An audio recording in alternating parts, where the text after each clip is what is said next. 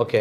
So ఫైనల్‌గా so నీకు అంటే నువ్వు ఇన్‌స్టిట్యూట్ గురించి ఏమైనా చెప్పాలంటే నీ అభిప్రాయం ఏంటి? ఐటీ స్కూల్ గురించి ఎవరైనా అడుగుతారు.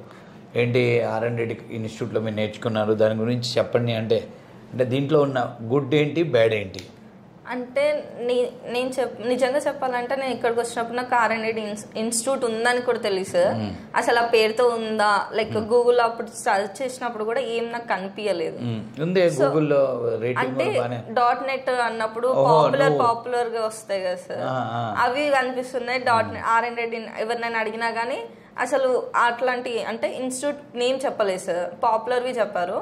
అంటే పెద్ద పెద్ద బిల్డింగ్స్ ఉన్నాయి చెప్తున్నారు. సో నేను వచ్చినప్పుడు ఏంటి సార్ ఈ చిన్న రూమ్లో ఉంది, మ్యామ్ ఏంటి ఈ చిన్న దానికి తీసుకొచ్చింది అనేసి అనుకున్నాను. అదే కదా ఇప్పుడు మన ఇన్స్టిట్యూట్ ఏముంది, it is a 2 rooms institute. అవును sir. 2 class rooms, 1 class room is 100 capacity, 1 class room is 30 capacity.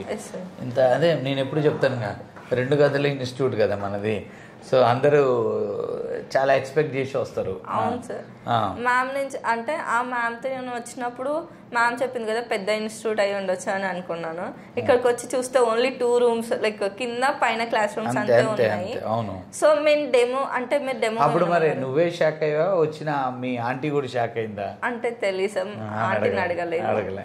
అయితే సరే విందాంలే డెమో క్లాసెస్ ఫస్ట్, విన్నాక చూద్దాము సార్ అంటే నేను విన్నాను సార్. లైక్ 1 week విన్నప్పుడు నాకు అర్థమైపోయింది.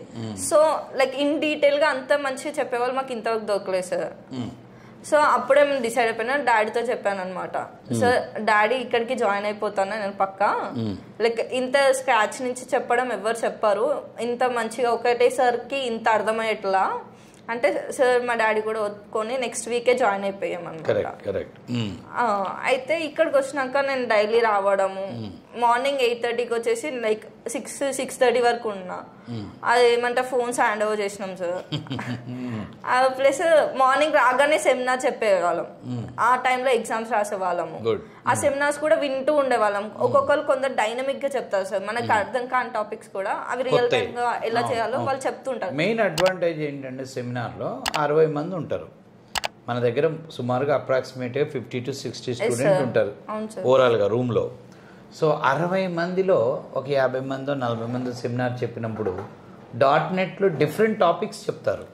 వాళ్ళు 2 నిమిషాలే చెప్తారు, కానీ ఆ 2 నిమిషాలలో ఒకళ్ళు టైప్ కాస్టింగ్ చెప్తారు, ఒకళ్ళు ఎక్సెప్షన్ ఎండింగ్ చెప్తారు, ఒకళ్ళు ఊప్స్లో ఏదో చెప్తారు, పాలిమార్ఫిజం చెప్తారు, ఒకళ్ళు ADO.net కాన్సెప్ట్ చెప్తారు, ఒకళ్ళు MVC కాన్సెప్ట్ చెప్తారు, ఒకళ్ళు ASP state management. So topics అన్నీ కూడా ఆ 1 hourలో ఇట్లా రొటేట్ అయిపోతుంటాయి. It helps lot, no doubt about that, if you concentrate seminar. కరెక్టేనా? అవును సార్. అంటే మనకు అర్థం కాకపోయినా కానీ ఎవరైనా చెప్పేటప్పుడు అది డైనమిక్ గా తెలుస్తూ ఉంటది. సో మనకు తెలియని టాపిక్స్ కూడా కొందరు చెప్తూ ఉంటారు, అంటే కొత్త టాపిక్స్ మనం ఇంకా వెళ్ళలేదు. ఆ టైంకి వచ్చినప్పుడు అది అప్పుడు అర్థం అవుతుంది సార్, మేము అప్పుడు వీడియో విన్నప్పుడు. సో అది కూడా చాలా హెల్ప్ చేసింది మాకు.